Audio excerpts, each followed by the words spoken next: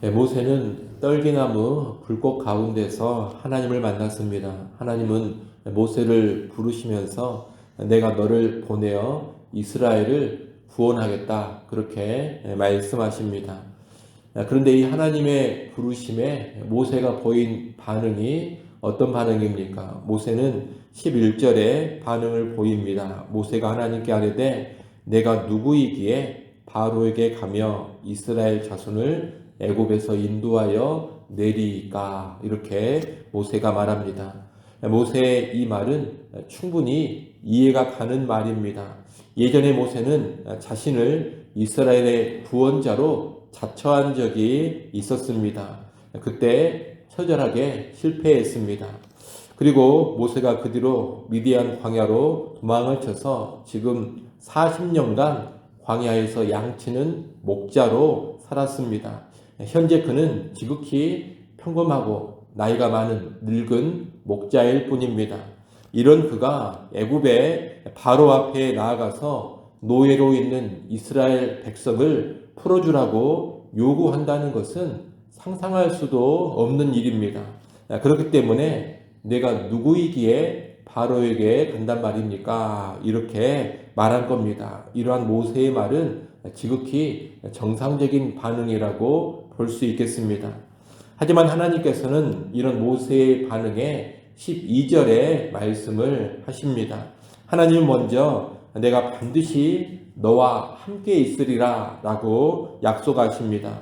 모세가 말한 대로 모세 자신은 분명히 약하고 초라합니다. 하지만 하나님께서 함께 해 주시겠다는 겁니다. 이 말은 모세의 부족함과 모세의 약함에도 불구하고 하나님께서 사명을 감당할 수 있는 능력을 주시겠다는 뜻입니다.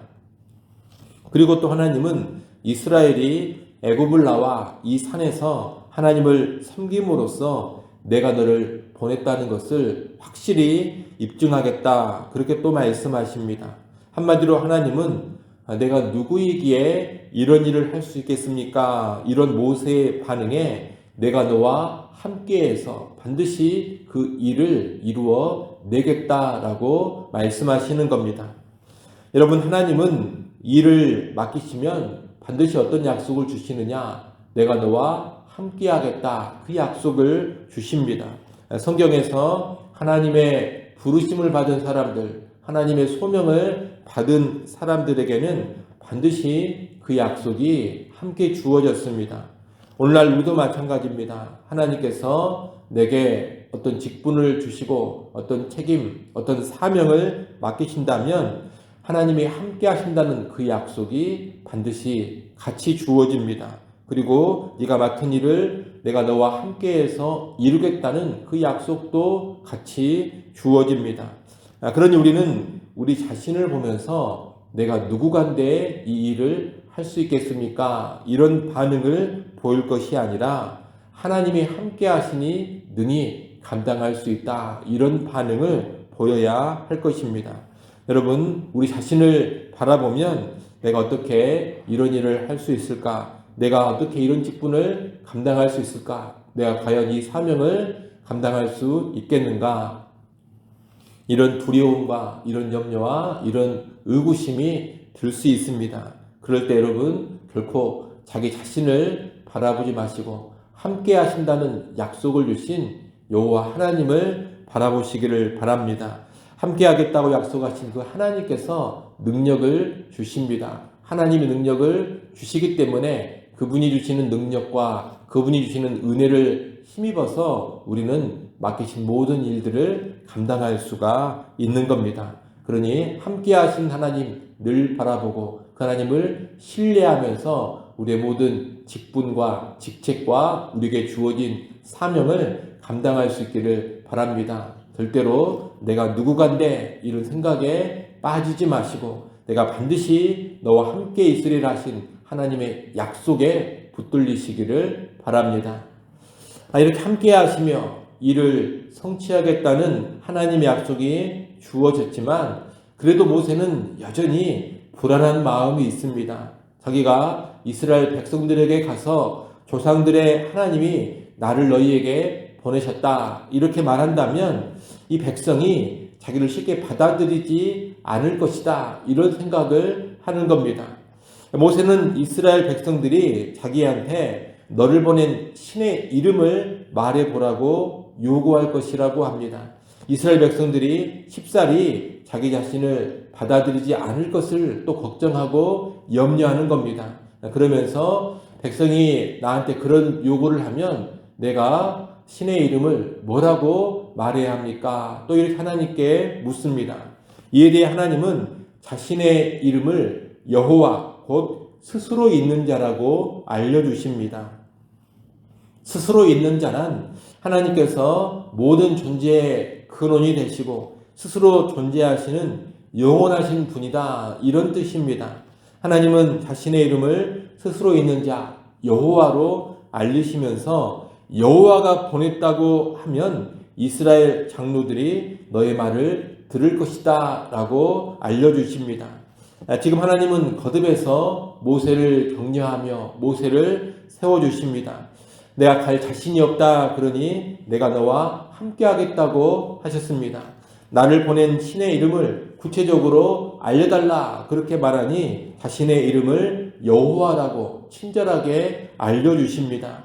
또한 16절, 17절을 보면 이 모세가 이스라엘 장로들에게 가서 할 말도 알려주십니다. 이스라엘 장로들에게 간다면 너는 이러이러한 내용으로 말해라 이렇게 할 말도 알려주신 겁니다.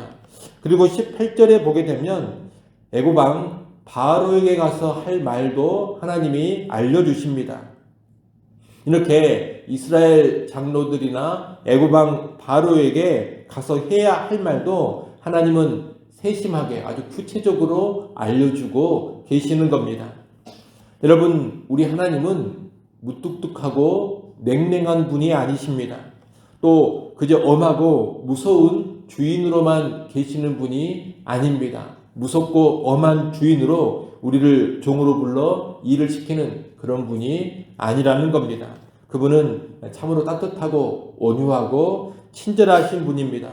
격려해 주시고 무엇을 몰라서 물어보면 친절하게 답하여 알려주시고 구체적으로 무슨 말을 해야 할지 어떤 행동을 해야 할지도 세세하게 가르쳐 주시고 알려주시는 분입니다.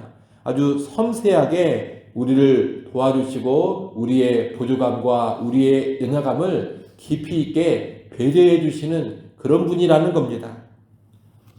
따라서 이런 하나님의 부르심을 받아 일한다는 것은 결코 무서움이나 공포 가운데 하는 것이 아닙니다. 또 무서운 주인의 눈치를 보면서 하는 것도 아닙니다. 격려 가운데 평안하게 일하는 것이고 모르는 것이나 궁금한 것이 있으면 물어보고 친절한 답을 들으면서 하는 것입니다. 여러분, 세상에 일꾼을 부리는 많은 주인들이 있지 않습니까? 일꾼을 부리는 많은 주인들이 이 세상에 있습니다만 우리 하나님처럼 선하고 관대하고 친절한 주인은 없습니다. 이런 주인 밑에서 일한다는 것은 최고의 복이라고 말할 수가 있을 겁니다. 이를 꼭 기억하시고 하나님의 부름받아 일하는 것을 기쁨과 영광과 행복으로 아시기를 바랍니다. 그리고 하나님의 일을 감당해 가실 때 언제나 평안한 마음으로 임하시기를 바랍니다. 두려움과 공포와 염려가 아닙니다. 평안한 마음으로 하나님의 친절한 인도와 그분의 격려를 받으면서 하나님의 일을 감당해가는 우리 모두가 될 수 있기를 간절히 바랍니다. 마지막으로 19절부터 22절까지 말씀을 보면 하나님은 이제 앞으로 모세에게 맡긴 일, 이 모세가 감당해야 될 일이 어떻게 진행될지도 미리 알려주십니다. 하나님은 애굽왕 바로가 말을 쉽게 듣지 않을 것을 알려주시고 애굽 땅에 재앙이 임한 후에야 비로소 출애굽이 이루어질 것도 미리 알려주십니다. 또 이스라엘 백성이 빈손으로 애굽에서 나가지 않고 은금과 의복을 얻어서 단장하고 꾸민 모습으로 나가게 될 것도 알려주십니다. 이러한 하나님의 말씀은 이 출애굽 과정에 비록 어려움이 있기는 하겠지만 결국에는 승리자의 모습으로 출애굽하게 될 것을 알려주는 겁니다. 이 말씀을 하신 이유는 모세를 준비시키기 위함입니다. 지금 하나님께서 모세와 함께 하시고 모세를 도우시고 일을 이루겠다고 약속해 주셨습니다.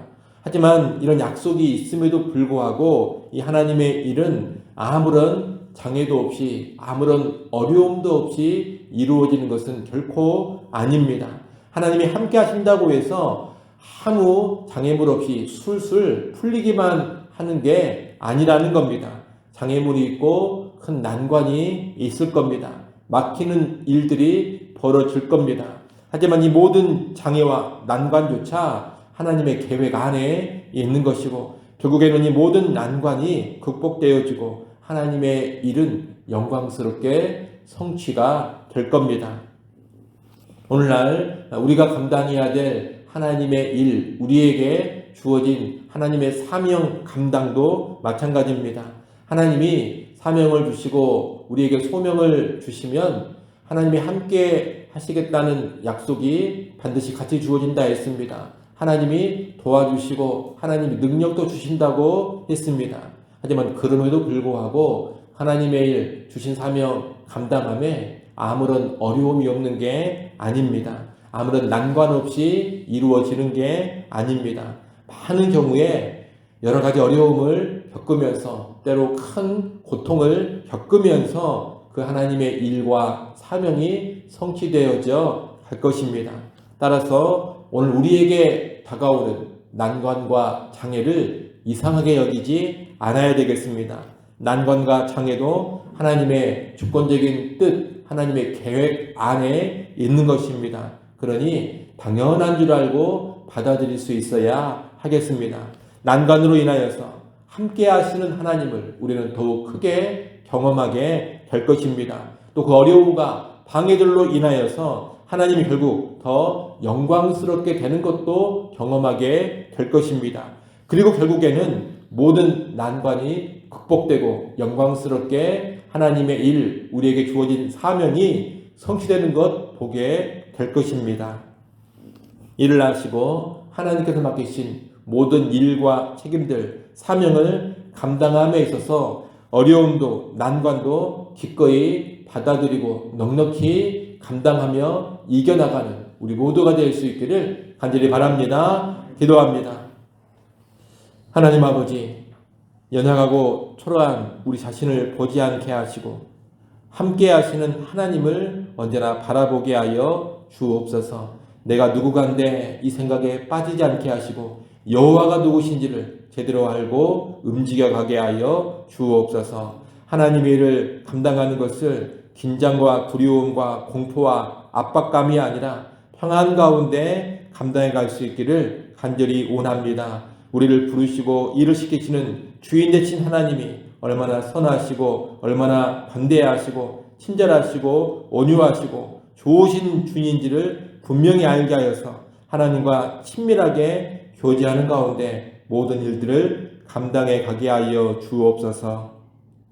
특별히 하나님의 일을 감당함에 여러 가지 방해와 고난과 난관이 있다는 것도 미리 알게 하셔서 그 모든 어려움을 자연스럽게 받아들이게 하시고 함께 하시는 하나님을 힘입어서 넉넉히 극복해 가게 하여 주옵소서. 난관 속에서 함께 하신 하나님 더 크게 경험하게 하시고 어려움을 통하여서 더 큰 하나님의 영광 보게 하여 주옵소서. 아버지 하나님, 이 새벽 시간 하나님께 나와 기도합니다. 새벽에도 오시는 하나님의 은혜와 능력을 누려가게 하여 주옵소서. 예수님의 이름으로 기도드리옵나이다. 아멘.